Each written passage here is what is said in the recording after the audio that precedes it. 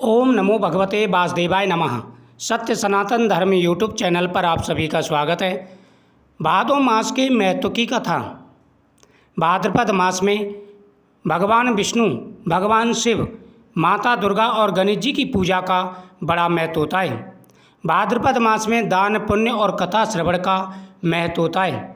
इस दिन की अमावस्या के दिन पितरों का पूजन करना चाहिए। भाद्रपद मास की अमावस्या के दिन पितरों की पूजा करें और साथ ही दान पुण्य करें, इससे हर मनोकामना पूरी हो जाती है। भादो मास के महीने की जितनी प्रशंसा की जाए उतना ही कम है। इस महीने में आप दान पुण्य करें, पूजा पाठ करें तथा ब्राह्मण को भोजन कराएं, गौ माता का पूजन करें, घर पर आए हुए अतिथि की सेवा करें। इससे भगवान विष्णु प्रसन्न होते हैं और मनवांछित फल प्रदान करते हैं। प्राचीन समय में एक नगर में एक गरीब किसान रहता था। वह अत्यंत गरीब था, लेकिन बड़ा ही धर्मनिष्ठ और सत्यप्रिय था। उसकी पत्नी बड़ी ही पतिव्रता और धार्मिक प्रवृत्ति की थी। उसकी पत्नी का नियम था, वह सुबह स्नान पूजा पाठ करने के बाद में गरीबों के लिए थोड़ा बहुत दान जरूर करती थी। उसका नियम था कि वह 5 भूखे व्यक्तियों को प्रतिदिन भोजन कराती थी। यह उसका नियम काफ़ी समय से चला रहा था। चाहे वो गरीब भली थे, लेकिन अन्न दान जरूर करते थे। उसकी पत्नी बड़ी प्रतिभाता और धार्मिक प्रवृत्ति की थी।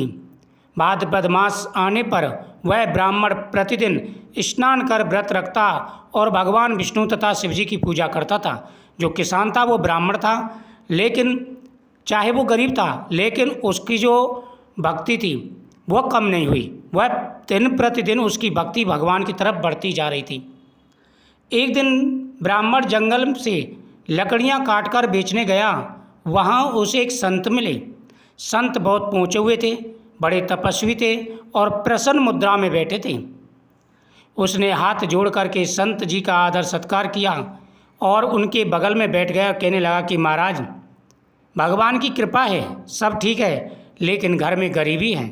गरीबी के कारण बड़ा कष्ट होता है, परिवार की चिंता होती है। आप कोई ऐसा उपाय बताएं जिससे गरीबी दूर हो। वैसे मैं भगवान की पूजा करता हूँ, जितना सामर्थ्य है मैं दान पुण्य करता हूँ, भगवान की पूजा करता हूँ, लेकिन गरीबी पीछा नहीं छोड़ती।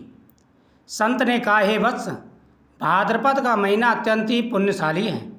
इस मास में जो मनुष्य श्रद्धा से व्रत, उपवास और दान करता है, उसके सारे पाप नष्ट हो जाते हैं और उसे विष्णु लोक की प्राप्ति होती है। संत की बात सुनकर ब्राह्मण ने भादो मास में विशेष पूजा अर्चना शुरू कर दी। उसने संकल्प लेकर प्रतिदिन भगवान विष्णु के नाम का कीर्तन किया, शिवलिंग पर जल चढ़ाया और सामर्थ्य अनुसार दान दिया। कुछ ही दिनों में उसके घर में सुख समृद्धि आने लगी। उसका निर्धन जीवन बदलकर ऐश्वर्यशाली हो गया। अंत में जब उसका शरीर छूटा तो विष्णु दूत उसे भगवान बैकुंठ यानी भगवान विष्णु के पास ले गए, बैकुंठ धाम को ले गए। इस माह में व्रत, उपवास, दान और स्नान से अनेक जन्मों के पाप मिट जाते हैं। इस महीने में बड़े बड़े पर्व आते हैं, जैसे कृष्ण जन्माष्टमी, हरतालिका तीज, गणेश चतुर्थी, अनंत चतुर्दशी। ऐसे बड़े बड़े पर्व और त्योहार आते हैं। यह महीना भक्ति, साधना और पुण्य का महीना है, पुण्य संचय का महीना है। इस मास में किए गए दान का फल अक्षय होता है। भादो महीने में किए गए दान का अनंत गुना फल प्राप्त होता है। हर मनोकामना पूरी हो जाती है। अपने सामर्थ्य के अनुसार दान पुण्य अवश्य करना चाहिए। इस महीने में पितरों के लिए भी पूजा करनी चाहिए। भादो मास में पितृपक्ष आता है। इस समय तर्पण, श्राद्ध और पितरों को तर्पण करने से उनका आशीर्वाद प्राप्त होता है।